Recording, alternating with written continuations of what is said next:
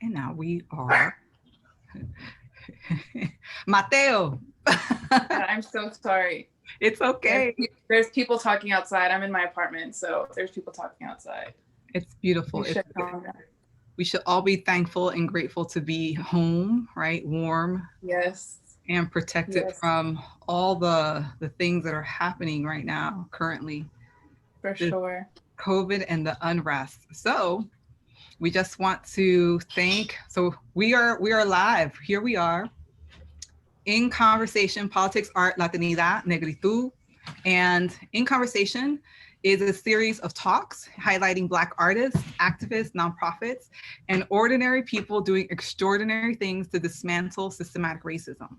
So we are your moderator, Claribel Ruiz, founder of Dominicans Love Haitians movement. Our pronouns are we, us, you. So we just want to thank everybody for their generosity, for being here. Thank you, Lee. Thank you, and Jeanette, for saying yes. And thank you for those who are here participating with us. And really, we get a chance to listen to these important conversations from everyday people, because that's not the case. Most times we are told that we should be listening to, and not to say, well, actually, and Jeanette is an academic, but but that there's this hierarchy that we should listen to a particular kind of person. But here we are, really just taking it from our own perspective, our own looking at our own humanity to engage in this conversation of what it is on our everyday basis to dismantle, to unlearn racism. So we just want to give thanks to our ancestors, give thanks to our spiritual guides, and wherever you may be when you watch this video or you're listening to us right now, that we give thanks to the indigenous people, the land that we reside on currently. We're here in New York City on Lenape land. Where are you at in Georgia? Who are the people? Who are the peoples, indigenous people of Georgia? There's a couple. There's the Muskegee and Cherokee. Those are the two that come to mind most often, but definitely Cherokee and for Atlanta. Awesome. And we also, and wherever you are, please give thanks to them.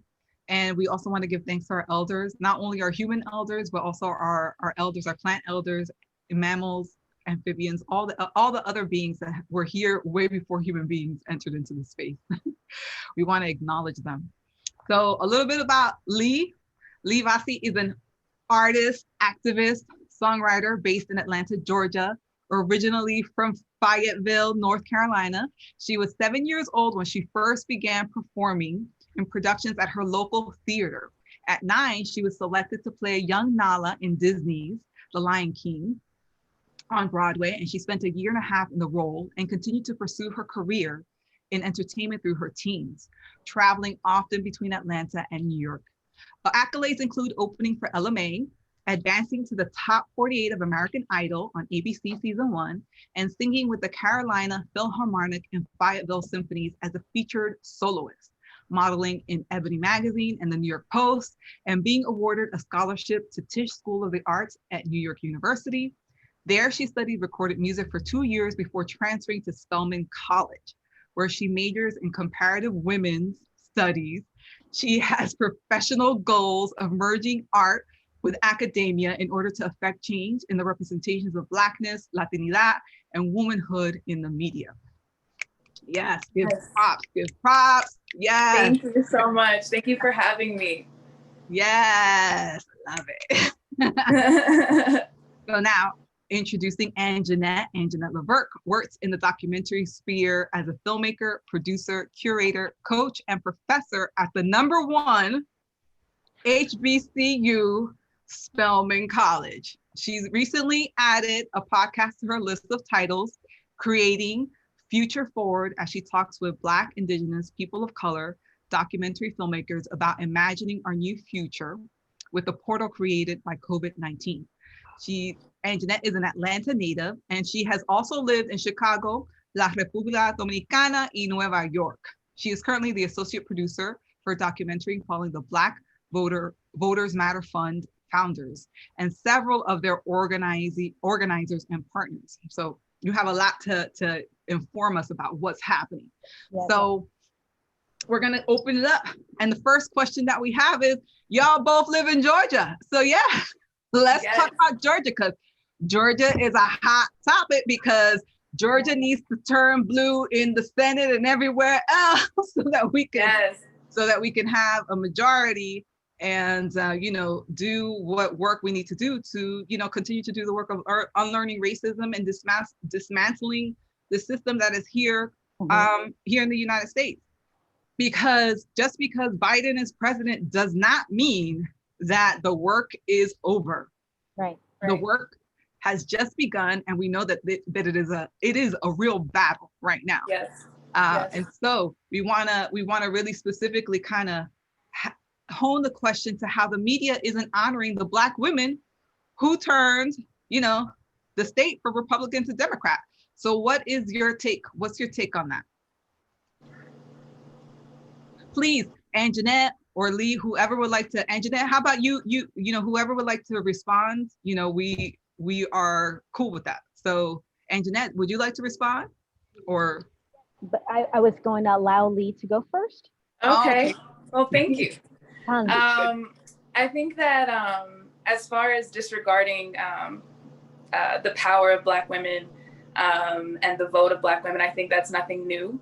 I think that, or we know that Black women have been the backbone of most movements, not only in this country, but throughout Latin America as well. And yet are left out of the history books and are left out of receiving the thanks that they deserve.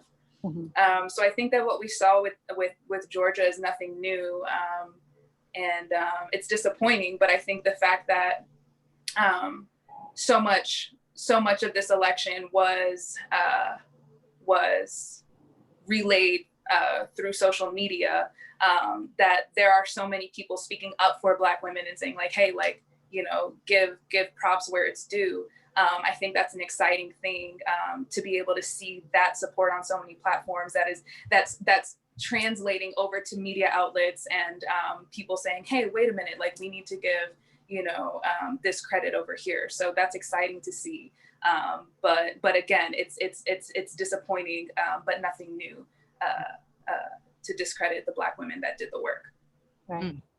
Well, so what I'm going to say is I absolutely agree with you, Lee. And I live in a bubble. I live in Black Atlanta, and that's the circles I roll in. Okay, so like the media that I watch is like Stacey Abrams, like, I'm tweeting out and on my Facebook or, like Stacey, like when I'm watching the numbers, I'm like, we know that this is what's the work of Stacey Abrams, the New Georgia Project, Mi Gente, all the other organizations, Asians for Abrams, that like laid the groundwork in 2018 that like made this happen. And even the organization that I'm actually making a documentary about, which is called Black Voters Matter. Like we know that they did the work, and those are headed up, like Asians for Abrams is headed up by women, right? Mi Gente, at least the people that I dealt with, women, right? So that Abrams campaign, women, right? Black Voters Matter, 2 women and a husband, right? So like, that's like who's doing the work. When you go out and you see people who are doing the campaigning and or not even the campaigning, but doing the work of activating people to register to vote, and then to also get out the vote, is overwhelmingly Black women. So in terms of like the media saying that, like, people really jumped on Joe Biden saying like, and I need to thank all the Black people. I would not be here without Black people. And he said that in his acceptance speech, so I don't know. And especially with it being Kamala being, the VP, she went to Howard. I mean, we're like, whatever, like, no, we're taking our props. You don't have to give us anything. Done deal, right?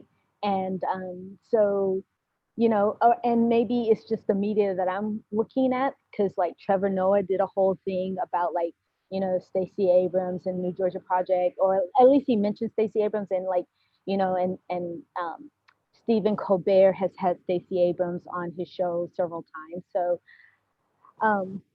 the media that I look at has acknowledged us as like the bearers of that. And then also, in the documentary world, there's been all these films here recently that have shown that Black women have been in politics since the beginning. We've usually been in the back. That is noted in films about the Black Panthers. Elaine Brown, was the head, at one point, and then also with the civil rights movement. And there's many people that we can name, who were there, leaders of SNCC, Fannie Lou Hamer, like, the list goes on and on. Like nothing's getting done without us. So like, I don't know, maybe that's just part of, mainstream medias, you know, like who is mainstream media, Right. who's deciding what the story is, right? Well, that's the whole thing where it's just like, why, they're not naming, they're all props to Stacey Abrams, but it's just like, what about the other women as well? And that is where it's like, not only to give props to Stacey, but it's like, let's showcase all the other human beings, all the other women who are also doing the work. And is there enough of that happening? Well, I think that, generally speaking, we are people who just do the work. We don't really talk about it. We're slow, like, listen, this needs to get done and it needs to get done now. Like we get the urgency of it and we're just like, head down, plowing ahead. And, the other thing is this, is that, and Stacey Abrams is getting props because she was the person who realized, like, hey, we just need like 150,000 or like 200,000 people to really flip Georgia blue, right? And then the organization that she founded and then walked away from to like start run for governor was the New Georgia Project, and they registered like 500,000 people, right? So it's like we're just activating the base. So I guess, okay, so I'm kind of getting away from the question, which is like, who are the other people? They're everyday people. Like these are people who, who just do out the work. And I mean, like really everyday people. So just quick little things, like when Obama was running, so I had lived in New York before, and I got off the subway and there was a woman literally with like, a picnic table, was registering people to vote in my neighborhood. I got off the subway and I was like, well, how long are you going to be here? She's going to be like, I'm going to be here for 2 hours. I said, let me just put my things down and I'm going to come back and help you. And then I registered people to vote. And people were like so trusting. I'm like, so that's not to say that New Yorkers aren't trusting. Like people are so trusting that I registered them to vote and I told them that I was going to take in their stuff. And they were like, okay. It obviously, but There's this myth around New Yorkers being, very like mistrusting, but I guess if you're a trustworthy kind of person, there's a like, oh, okay. But yeah, I registered people to vote just because, and like, that's part of it. It's not like you have to do huge things, just that little bit. I registered 20 people one day and then I came back the next weekend and then we registered like another 30. Okay, that was it. But that was my part, And so I would say that like it's all these women doing those little things, Right. Yeah, Lee. I think that's a really good point, that it's just like the work has to be done, so we're doing it, and we don't expect a thank you because the work is for us too, right? Like we're doing this because like we need this for ourselves, like we care about our futures and the futures of the generations to come.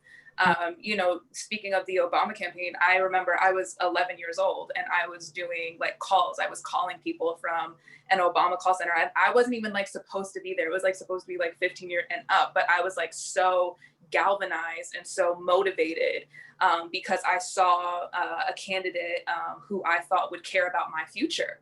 And I had actually just finished living in New York at the time. I was just moved back to Fayetteville, North Carolina from doing The Lion King on Broadway. And so I was experiencing a world different than I had gotten used to. I'd gotten used to being in New York, right? Obviously, the South is a different place, and especially in 2008, it was very different. But I, as a child, recognized that I should have a say, right?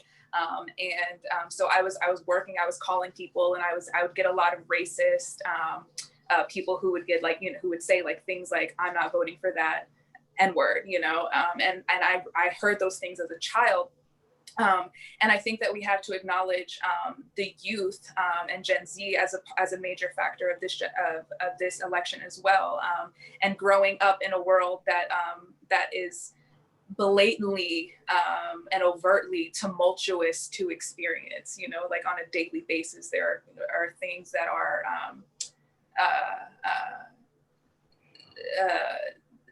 there's no blanket over it, right? For lack of a better term or word. And so, like we do the work because we have to, because nobody's going to do it for us. Because honestly, like, do they care? We don't know, right? But we have to care about ourselves, and we have to care about those to come after us. So I agree with everything that you just said. No, I'm really picking up on what you're talking about, what you're saying, which is that we do this work because it is for us.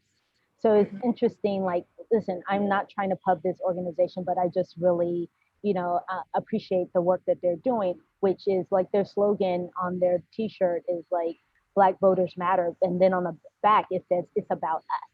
Like we're only are getting activated in not even politics, but about voting, because we want to see change, right? Like we're selfish in that way. Like we want and we get that, like part of that is having people to vote so we can hold people into account for what we want. So like in many ways, it's like, and I also grew up in a time where like, this is what it means to, like in many ways, I would say be Black. I grew up in Southwest Atlanta. That is like where every mayor in Atlanta has come from, right? And we had started having Black mayors in 1970, right? So, like, what? You don't vote? That's crazy, And even in a blue city, like I remember watching the Obama election, and I was like, why is Georgia red? That is so weird, because everybody I know is a Democrat. It was like all about Obama, right? So I was like, what is happening? And then I started really, not just being so selfish that like, okay, Atlanta's always going to go blue, right? But then how can we, reach out to either other people to convince them that blue is the way to go, or at least for their interests, or which is what we've seen each side do, which is galvanize their base. Which is why it's so important that you're doing the documentary with Black Voters Matter, so that people can finally see who are these Black voters, who are these people, these everyday regular people that are doing the work to ensure that they get represented, they get heard, and knowing that Jim Crow is alive and well still in 2020, in a lot of respect, that there are people who are still government officials who are still creating methods to ensure that our vote is not represented. So we want to ask you another question. And something else that you said when you were 11 years old, that we were like, whoa, what was that? Like, how did you deal with like these racists on the phone who would say probably like the craziest things? Yeah. Like how are you dealing with that? Yeah, it was very painful, and a reality check that the civil rights movement that we were learning about was not over, right? And there's a reason why we see those photos in black and white, still even, so as a kid, it would hurt, it would make me cry, but it made me realize that I have to keep using my voice, because there is another side that doesn't want to see me, right, selfishly as an 11-year-old, not only thrive, but survive, you know? And so it put in me a spirit of put a fighter spirit in me, I guess, about how to protect not only my Blackness, but Blackness, right?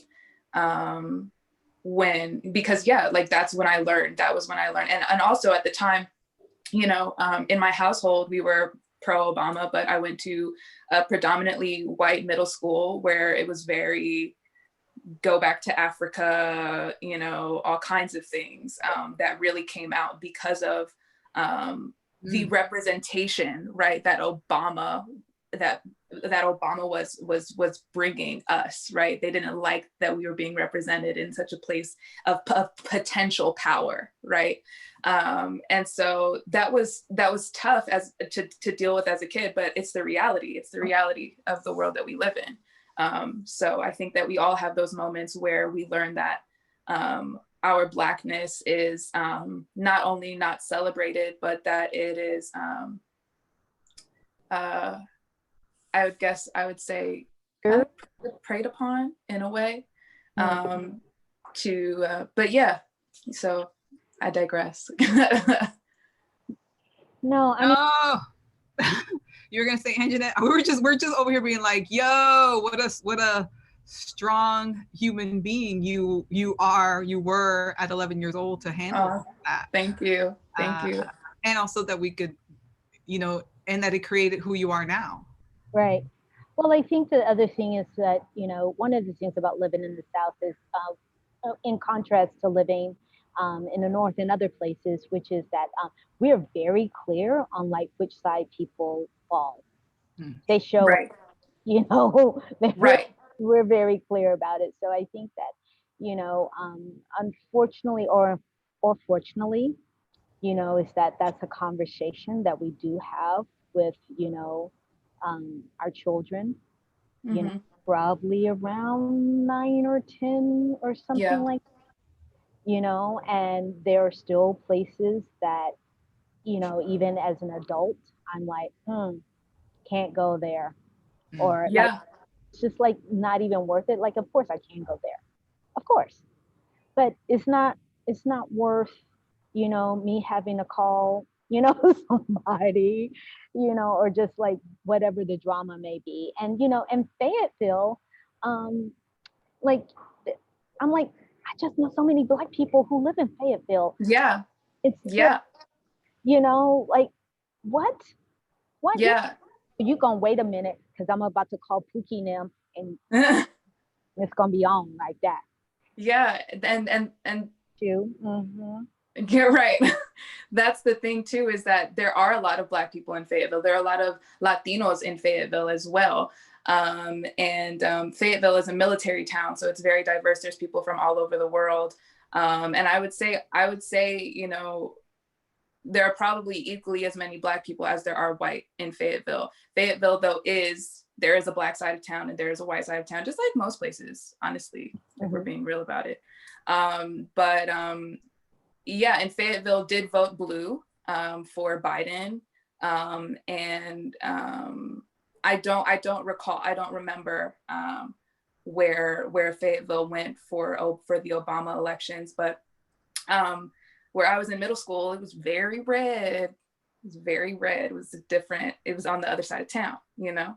And so, but yeah, that is a reality. And even I was leaving North Carolina the other day and I made the decision not to take the back roads when I was leaving, just because Biden had just been announced president-elect. And I was like, I'm not going to even play around. I have like a Black Puerto Rican revolutionary flag in my car. Like, I'm not going to play around with like the back, you know, the back roads, you know? So yeah, I completely understand. In the South, you know, you definitely calculate your moves. Definitely. Still to this day. Yes. Whoa, yes. You wants to see Professor Levert on the news. Well, what had happened was they said, no, this just reminds us of the story that you told us, Anjanette, about your mother when she was a child. One of the stories about your mom. We don't have to get into it, but it just reminds us of that, you know, your mom is well over 70 years old, 80, you know, and so well, that it was over 70 years that, you know, that incident that happened on the road with her, that forever altered her life, her existence. Mm-hmm. And so we just, that brings to mind what you said, Leah and Jeanette, about like even 70 years forward, like you still have to watch. You have to watch yourself. So we're gonna ask you the next question. And so our next question is, did you see that Eva Longoria from MSNBC, that Eva Longoria discussion where she was talking about, we don't know exactly the question, but her response to the question was, Black women did a really great job in Georgia, but the real heroines are Latinas. Mm-hmm. So what's your take on that one? What's your take on that? Well, I mean, you know, I think everybody should, you know, run a touchdown for their team. But what I want to really acknowledge is that they kicked ass in Arizona, Apio. Like they were like no more, like props. You know, I can totally give props to that. And you know, like, but the truth is that, you know, so people were organizing there, but you know what? The truth of the matter is that Black people and people of color are talking to each other. So like like the people who are doing this work realize that all boats rise together, you know, that this is what is possible. So like, no problem. You ran one for your team. You got a touchdown. Awesome. Right. But the truth of the matter is that anyone who wants to look further into this is that the real research is that 1965 Voting Rights Act, because we won the right to vote, Latinos got the right to vote. End of story. Yeah, that's story. Let me just stop. That's all there is, like mic drop afterward. Just in case you weren't aware, right. if it wasn't for 1965 civil rights, Black people fighting for their, you wouldn't have the right to vote either as Latinos. Right. And that is something, I think that is what, but that is a frustration that is where, I'm sorry, Lee, we want to ask you the same question, but that is the frustration for us over here to be like, how could you just be so dismissive in that way, to be like, but the real, right. you know, the real heroes are. Lee, what is your take on that? Yeah, I saw the interview and I also saw her response, her apology, right? Which I think she covered her tracks as best as she possibly could, right? Because it was messy what she said. It was dismissive. It was anti-Black, and something that we see often in the Latinx community, right? People who phenotypically are not Black, right? And I think that what also her comment dismissed was the fact that there are Black Latinas who live in the intersection of being Black women and being Latinas, you know? Part of what she said might have some truth to it, right? Because specifically here in Georgia, you know, the counties that pushed Biden over were Gwinnett and Clayton County. Gwinnett, you have Norcross, which is one of the cities in Gwinnett, very, very, very, very, very Dominican. It's like the Washington Heights of the Atlanta areas, right? Like you see Dominican flags everywhere, Dominican food, like Buford Highway, that's all very Latino, very Dominican specifically.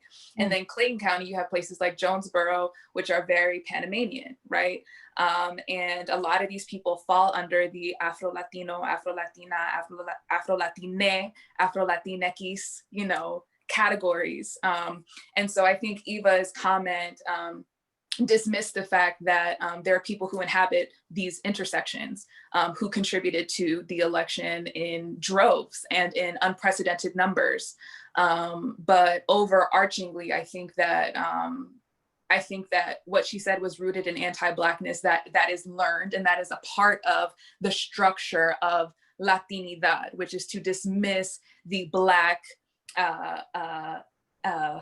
ancestor, right? That Black people in the Latino community are of the past, something that we've quote evolved, right, out of because of blanqueamiento, right? As a process. And so when I saw her say that, I just immediately was like, ooh, like I got chills. I was like, ooh, like somebody ask me about this, please. Because it's so deep and so rooted. It was sad to watch personally. Right. Yeah, I think that when you're saying, listening to what you were saying is that, like, I almost can not give her a pass, but understand that, like, when you go on TV, you have like such a short amount of time, and then you're like, I just want to try and get my point across. But you're saying that, like, actually, but her dismissiveness is actually rooted in like something unconscious because of, like, whether or not she consciously believes that, but like the thing is to, like, to be dismissed and to separate.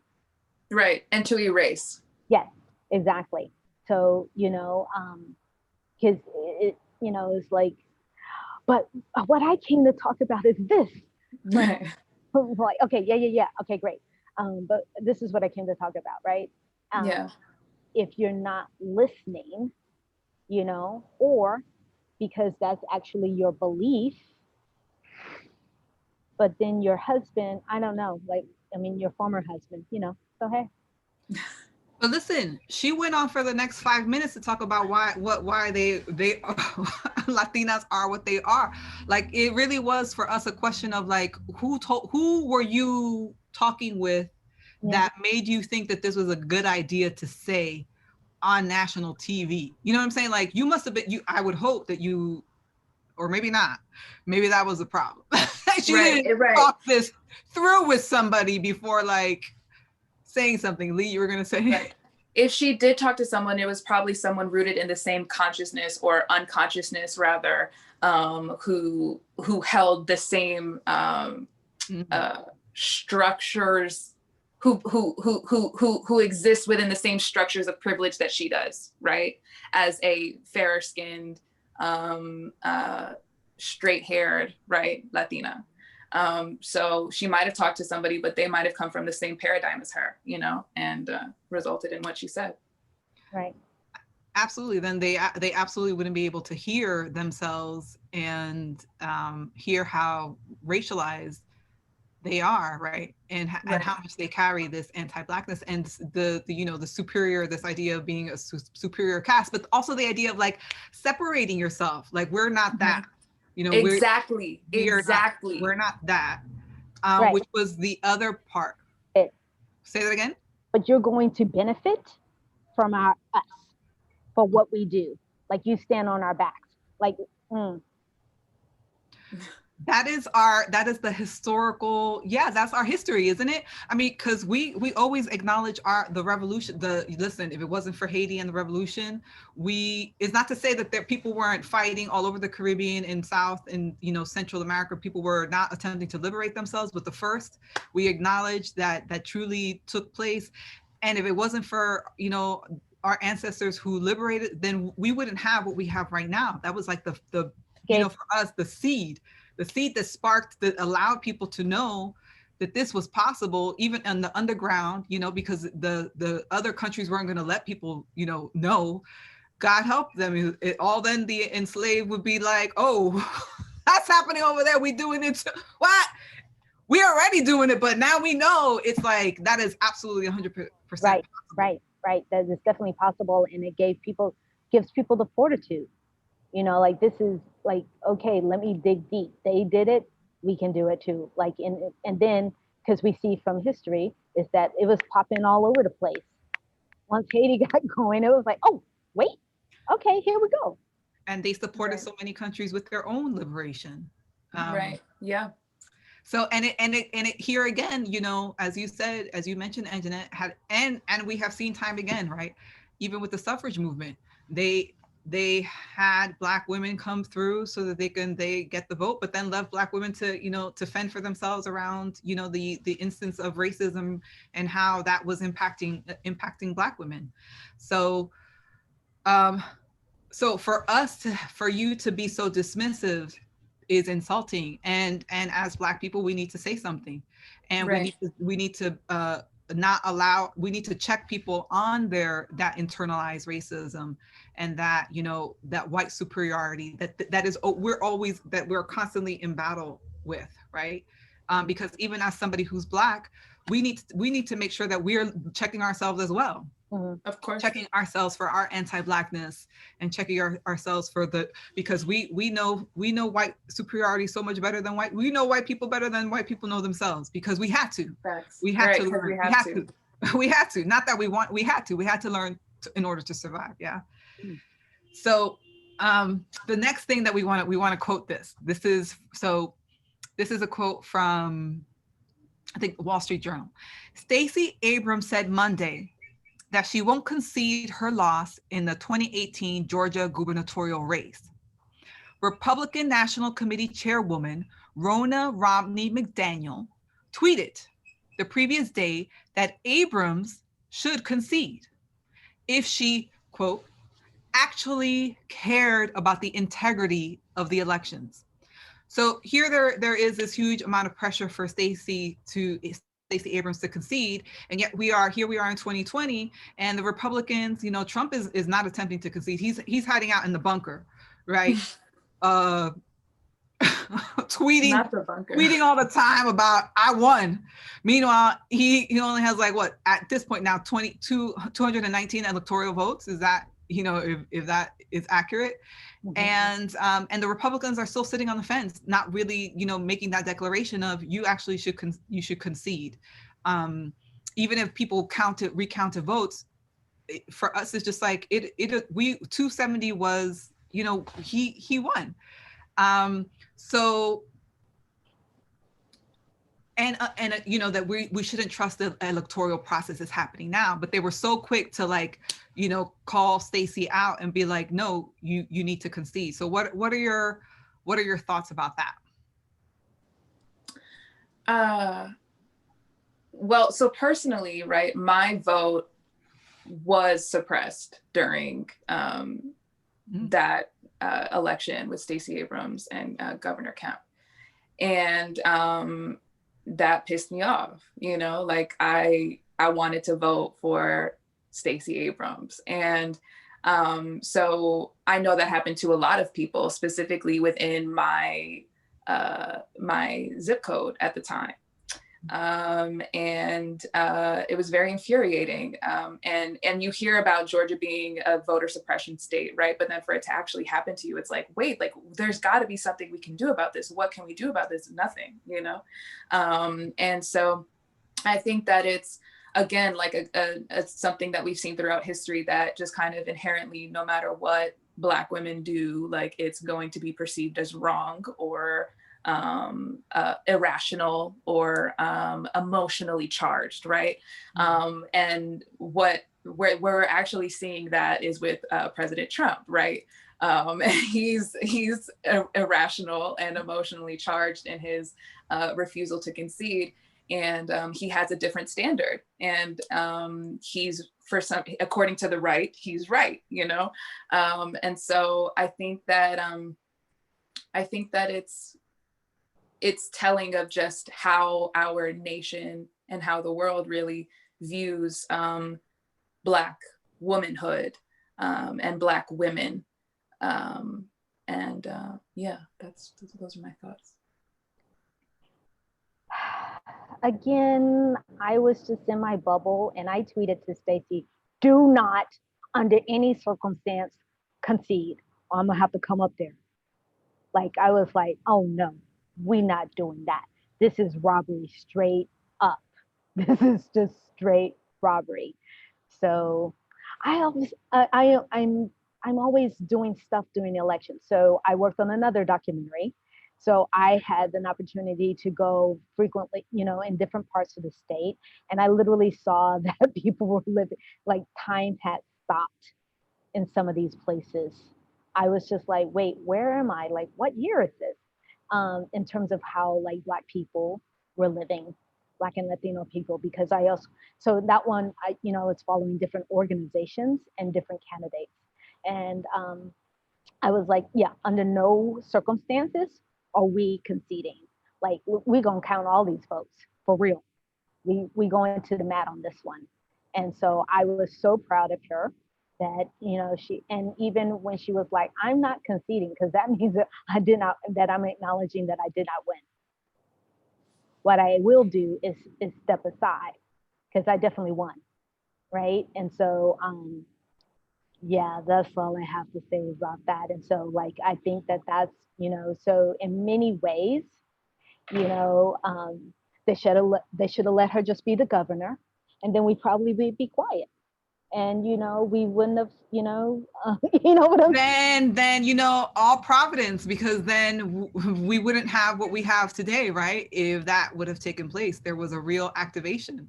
And So, so someone was just telling the story of um, telling the story is like, not an old wives' tale, but basically you kick the hornet's nest.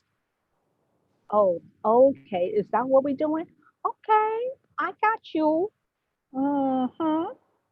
Okay, so guess what we're gonna do? We're gonna register. Okay, so we registered like 500,000 people. Okay, so all right, we're gonna register 1 million. Here we do. Okay, I don't. Okay, I cannot say that we have or like the organizations have registered 1 million. In the last 4 years, but certainly it was a lot, and they got people out to vote, because also don't forget, it's like there's a bunch of people who are all often already registered and they do not vote. So that was something like 500,000 people. And again, if the margin is just like 150 or 200,000 people, then like if we can whip up or have or activate those people to vote, then that's like it's over the top. So yeah, I was like, we're not conceding. Like I know her personally. I'm like, we're not conceding. You can come here, do whatever you're gonna do, but that's not what's happening here. So, and Lee, we want to ask, how was it that you were not allowed to vote? Like, what literally happened in that moment that you were not allowed to like cast your vote? I had tried to register probably 3 times, and I was never registered. They never registered me to vote. So then by the time the election came around, I couldn't vote. Yeah. And I had tried, like I had been trying for months, because I was at Spelman at the time. Yeah. And, that's our Spelman sis. And, everybody was talking about Stacey Abrams. There were, all kinds of things on campus for Stacey Abrams. And so I was ready to vote for Stacey Abrams. And so I had tried registering on campus one time. That didn't go through. I had tried registering in the West End. It didn't go through. I tried registering online and it didn't go through. And that was really frustrating. Yeah, we did see widespread voter suppression throughout Atlanta, but also I know like a lot of my students, like, or they, like absentee voting wasn't working for some reason, or the other way was that you could vote, but like it was a provisional ballot. But then of course it didn't tell you that in 3 days you need to go do like part 2, right, of it to like have your vote count, right? So like you had all these students who didn't do the part 2 of it, right? And then I mean, in a community not that far away from Spelman, it might even be in the same zip code. They had 3 voting booths, but in early voting, there was like a higher tick of people coming to early vote, right? So you should know from, from that should let you know that you need more booths. They literally had 3 booths, probably until like noon, 1 o'clock. They had somebody, I don't know, like props to the organizers. Um, People bought pizza. Like somebody, like one of the celebrities just like bought pizza. Like, okay, and we're handing it out. Like, I mean, I've heard of that, but the line was like several hours long. It was, and to see it with your own eye, like to hear it, you're like, all right, yeah, right, okay. I waited in line for Obama. It was fine because we were happy, right? But like, it was unreal. And yes, they definitely suppressed the vote at the AUC. Definitely, definitely, definitely. Well, and which means that currently there is that January voting that needs to happen. Right.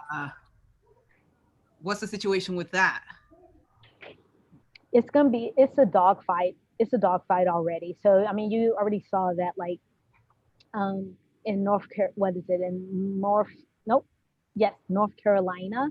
The candidate Jamie, I forget his last name, but he was running against Lindsey Graham. Is that right? Am I saying the right Carolina? Or is he South Carolina? Okay, sorry. Anyway, the whole point, he had $100 million to spend on his campaign. The woman who was running against Mitch McConnell had $80 million. No joke. I'm pretty sure that Warnock and John Ossoff are going to raise at least 150, probably more. They're literally just going to be throwing money and making sure that people get out the vote. And the thing is, it's like, Black people, we tired. They're like, wait, there's something more. Wait, we got to do something again. Yes. That was a lift. Like the people who are doing this work, like that was a lift to, get Ray and them out, I mean, it's totally disconcerting that there were 70 million plus people who voted for Trump.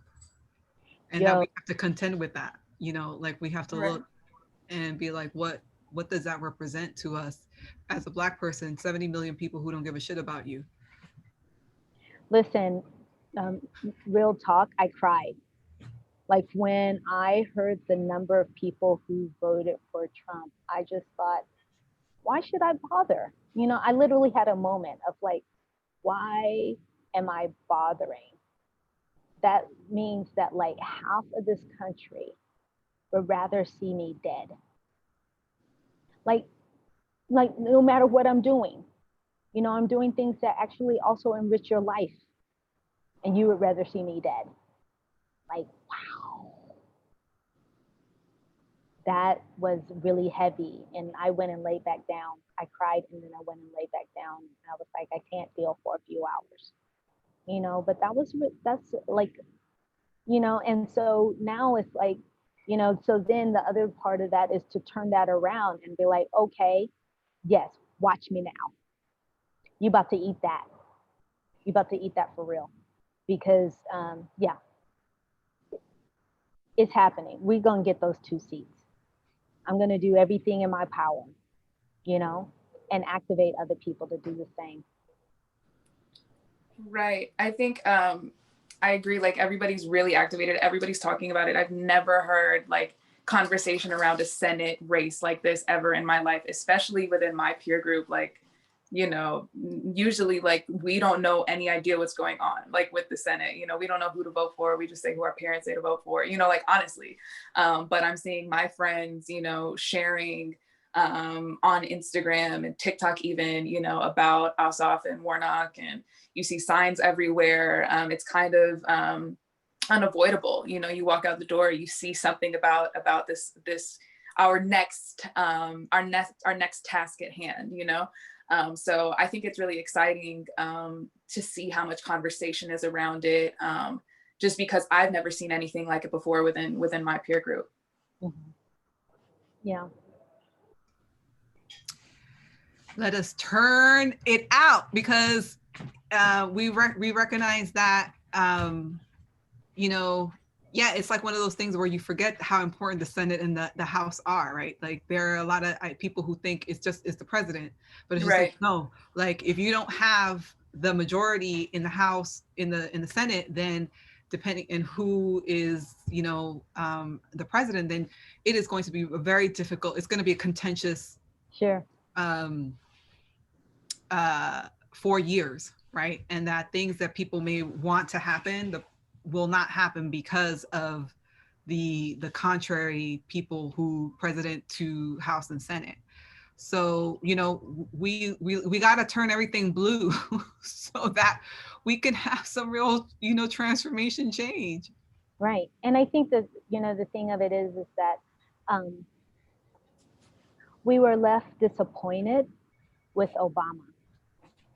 But the reason why Obama couldn't really affect change and was quote unquote ineffective is because he didn't have the Congress that he needed. So like, you know, you got us once. Okay. Now we're about to get you the Senate that you need. So like we're about to ram everything down their throats. You know, like metaphorically. So now we want to move to, we received some audience questions, and also we invite those who are with us to if you wanted to ask a question in the chat, to please do so. But two questions that we received is, what is the purpose of creating a new name to identify us? For example, Latinx, or back in the day when Black people congregated together in the 60s, it was a question of, you know, do we get rid of colored? Do we change to being, do we get rid of Negro? Do we change being colored? Do we stop being colored? Now, are we African American? Are we Black American? So what is the purpose of creating a new name to identify us? What is your take on that? I think that just there's power in naming and in asserting oneself and having the language to do so. And I think that as we evolve, the language that we use to describe ourselves has to evolve as well, right? For instance, like Latinx, there have always been queer, non-binary, two-spirit, you know, people in the world. So that's not what's new, but what's new and exciting is that we are now gaining representation, right? I identify as queer. I identify as femme, right? So I don't mind being called an Afro-Latina, right? But at the same time, I see the erasure that happens when language is gendered, right? And the Spanish language is gendered. And something that I like putting the E on the end. I like Latinx and I also like Latine, right? I like just the possibilities that it opens one's self-expression up to, right? And as far as, you know, the change from Negro to African American, again, there's power in naming. And you have people who don't identify as African American, you have people who identify as Black American or just Black or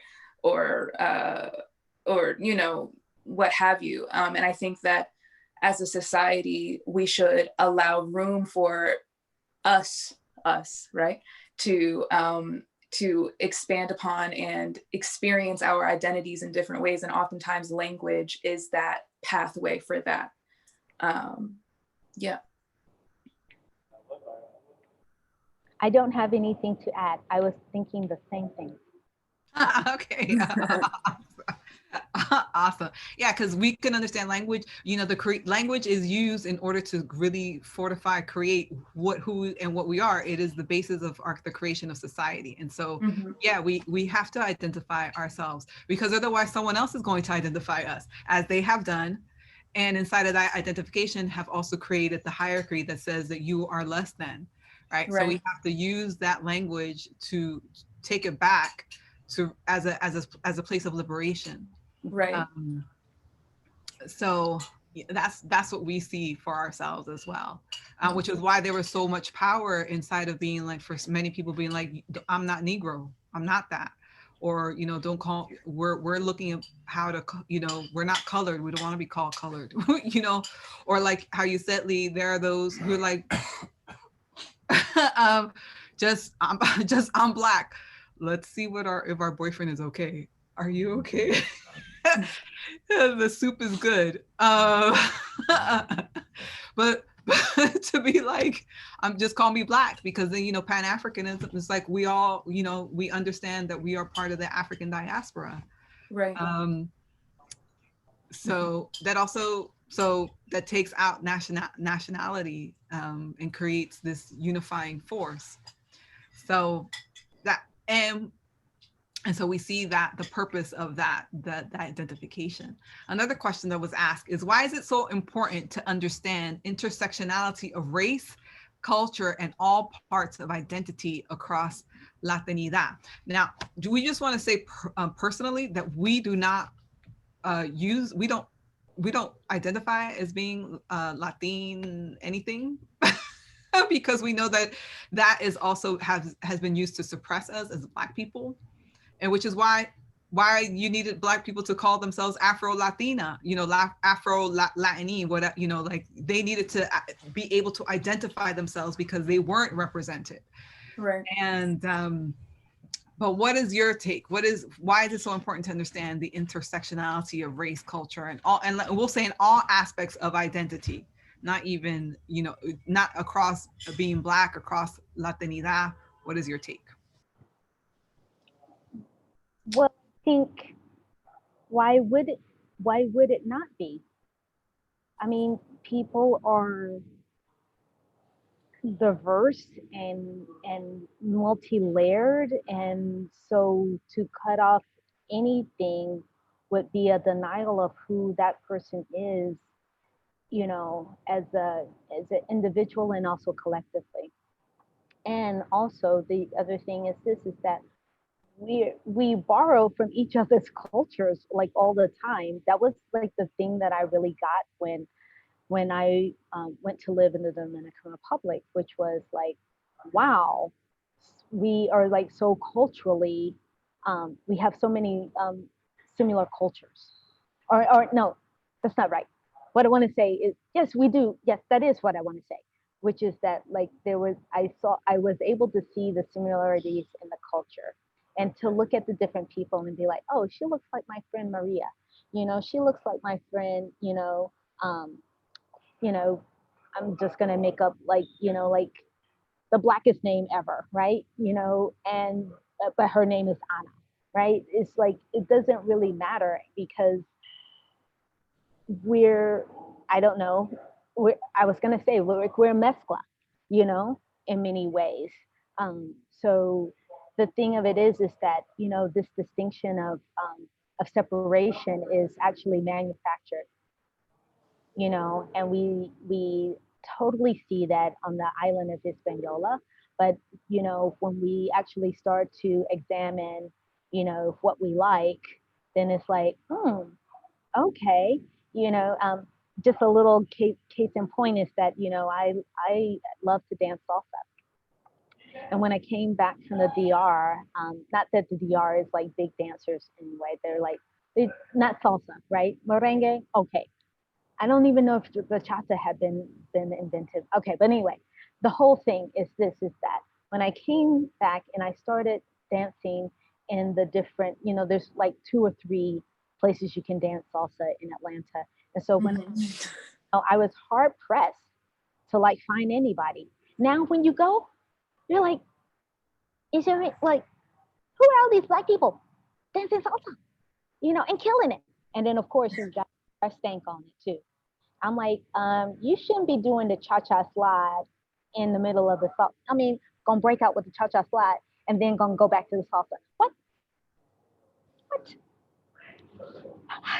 Black people like, intermixing everything. Exactly. Well, because it's all ours. Yes. Yes. Absolutely. So yeah, I think I'm like, why wouldn't there be intersectionality? People are there, like individual people are actually living that life. Mm-hmm. Right. Yeah. Yeah. Yeah, people are actually living, right? And people are seeking to thrive, right? In every aspect of what makes them who they are, right? I always say personally that I inhabit the intersection, right? Because I am a Black Latina, I'm queer, I'm a woman, and I inhabit a lot of different experiences of life, and find myself in a lot of different kinds of people. And I think that to deny any aspect of myself or my experience would be doing an injustice to my ancestors, and an injustice to my creator. And I think that the denial of that, any denial of anybody's anything that makes them who they are, is erasure, and erasure is violence. No matter how it manifests, it is violence. And we've seen that, I think, throughout history, a lot in 2020 as well. And that's why it's important, because people are important, and because protecting people is important. And because if we call ourselves human beings, then we need to acknowledge that human beings are a species of multiplicity, and dimensions that don't necessarily need to be understood to be real, right? And to be valid. So that's why it's important, because we're humans. Yeah. Ashe. Yeah. Yes. So with that in mind, what are some rituals that support your joy? Huh? What are some rituals that support your joy? Most times people want to talk about, we did have a question, and then in this moment of existence, we were like, why do we want to talk about that? We know, why do we want to deal with that? Which is people, like the next question could be, what are issues of anti-Blackness that you've dealt with? But in listening, we heard that, like in the conversation, we've heard those instances of like, what, maybe not on a personal, but why do we as Black people have to always talk about our pain, right? In instances, in open forums, versus like, let's talk about the joys. Let's now like move from the issues that we've been dealing with, and now let's talk about the things that bring us laughter and joy into this world. So we want to talk about that, because we now want to switch gears a little bit and talk about what are the things that you do for joy that somebody may not realize that they can take on themselves as well, Yeah. So yeah, let's talk about our joy for a second. What are some rituals that bring you joy, that support you in that moment, Anjanette, when you were like 70 million people, I was tired. I was tired. I So lay down, and then when I woke up, I was like, okay, it's like a new day. Okay, so 70 million people. So I'm not really trying to change their hearts and minds, but here I am trying to whip my people into action. So now, so to get to your question, I just thought, well, a lot of it is like COVID has just like squashed so many, because like there's the Korean spa. I'm just like, because there's one that's like 24 hours here in Georgia. People have come from all over. I have met people who have driven down from North Carolina, South Carolina, just to come to the spa. Okay. I can't go there, So, so what have I been doing?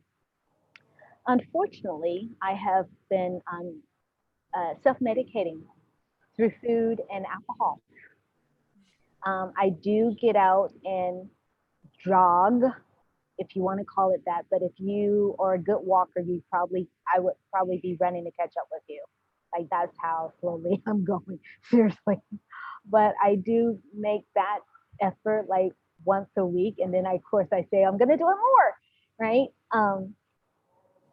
And to be fair is that I do like it. I've been a runner for many, many years, and this is probably like the time that I have done it like the least. Oh, I've been listening to what is those things? Those uh, singing bowls. Oh, nice. Yeah, I've been listening to singing bowls. Those have been incredibly helpful. You know who put me onto that? Cesar. She did a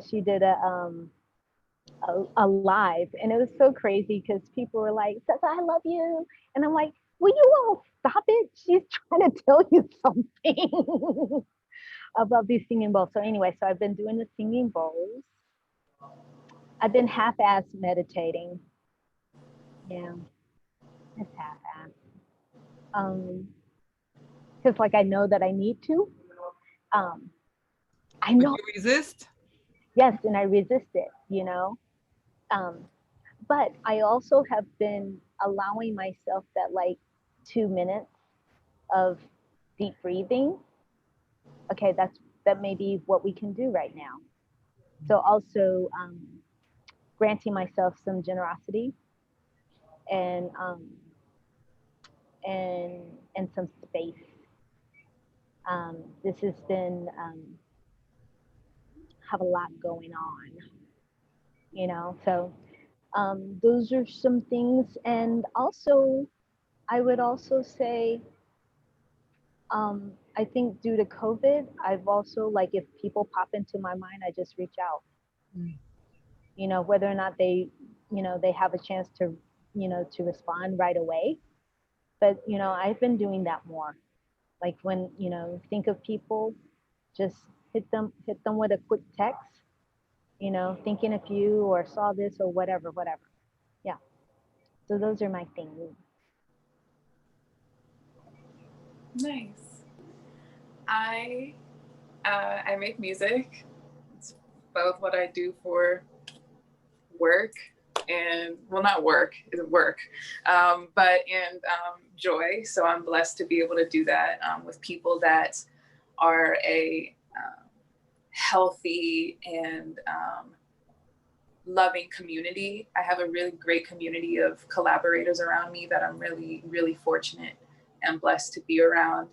I roller skate. I recently started skating. So like, I just like go outside and I just like, we like in circles, like listening to like Selena or, you know, whoever brings me joy at the time. I play with my dog. I have a dog, Mateo. He's my son. He's my everything. So he's actually an emotional support animal. So he knows his job. I call my family. I'm the youngest child. So like, I'm like probably the annoying little sister, like calling everybody all the time, but I'm like, hey, like pick up the phone, you know, cause I love my family so much. Yeah, like I'll go on a walk or I'll like watch a reality show. I mean, like, don't judge me, but like, I like reality TV because it's like, it doesn't require anything of my brain. Like it doesn't require me to like think about it. So I really enjoy like reality TV, whether I'm like actually engaged or if it's just in the background. Yeah, I'll like dance in my apartment. I'll take a nap. I love to sleep. So that usually gets rid of most pains in life for me. So that's what I've been doing. Cause similarly, COVID has taken me out of most of, I used to be, you know, at events all the time at events, meeting people and networking. And I enjoyed doing that. I enjoyed the interaction and, you know, getting dressed and, you know, putting a lip on, you know.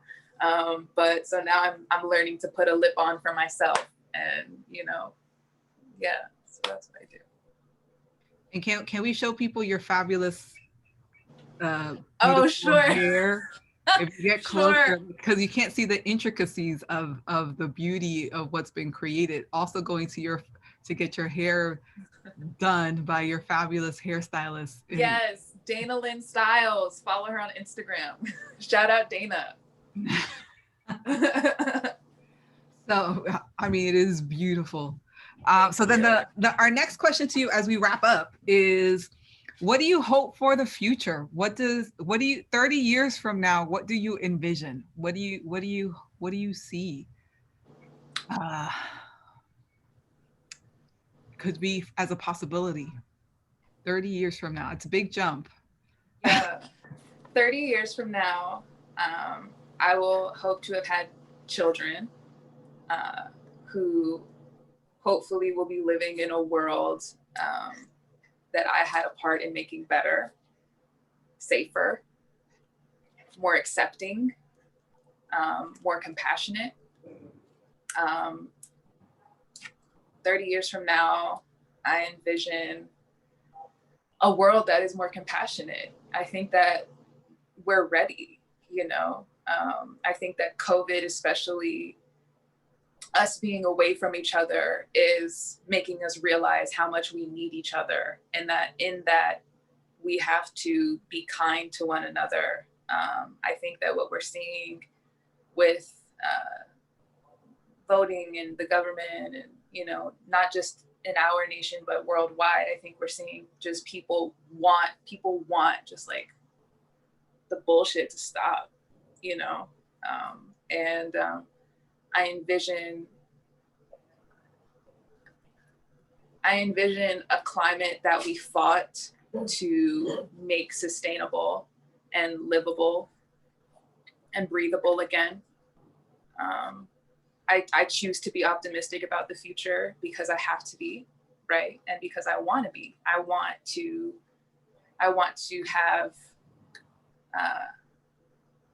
have a future, you know. And right now in the present, there's so much talk about it being the end of the world, and I don't see that. I see this as a new beginning. I see this as a reset. So that's my 30 years. But I imagine for myself excuse me, not only for myself, but for our world, is that these ideas that are considered progressive or normal, and like that's the baseline for where we start conversations. You know, for my parents, you know, I get that, like, they lived through Jim Crow, and then they got to be able to, as adults, move wherever they wanted to, right? And to be professionals, you know, to have a professional job, to go to college, to go to graduate school, right? Like, that's normalized for many of us, but that was a dream for them. Like, you know, and so many people work to make that happen, right? In big and little ways, you know? So there were the people who marched in their Sunday best, shoes, real shoes, okay? Miles, you know? And so I want, you know, like, I want to be talking about, I remember when climate change, you know, people didn't believe it. And they were like, no, come on, really? And you're like, yes, there was a time when we almost blew up the planet. What? Yes. 2020, it was a doozy. That year was a doozy. I was like, come on now. Like, hey, it was, you needed to be there. But luckily you weren't.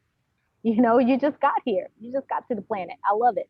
You know, so like, yeah, that's my big thing, is that like all the ideas that are considered progressive, like universal health care for everybody, public health care, everybody in this country.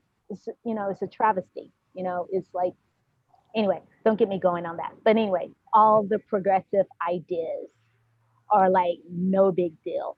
That we would have had a Black, you know, like every minority group in this country has had has had a representation in the White House, as the president, as the vice president. Like, like, and we are, and that people of color have adequate representation due to our numbers, and to show those white people who are afraid that we're not here to retaliate in the same ways that you have done us.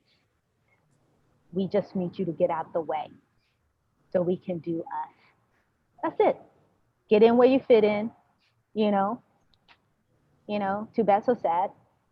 We're running things now, and we're not going to treat you the same way. I mean, too badly, but that's it. I want to be like, yeah. Well, that's what they're afraid of, that what they have reaped will come back on them. But think about it. That would be frightening. That would be frightening. If all the things that you've been doing, like, and not just, it's not just one group, everybody coming for you. You've done everybody, every person of color, like, wrong in so many ways. It's like, okay, so, like, everybody's running around with the blacks. Okay, but okay, so you get rid of us, but look down the road. There's like the Latinas, the Asians, like, everybody's coming for you. You ain't done nobody right. Native Americans, oh my God, they need to be first.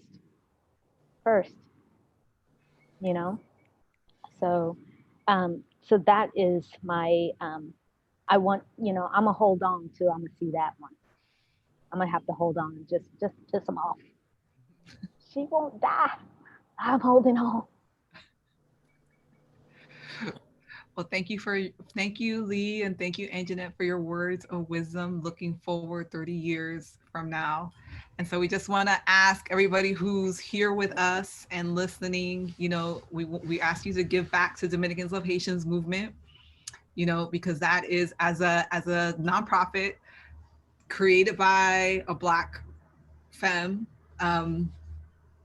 we gotta give it up to Black people.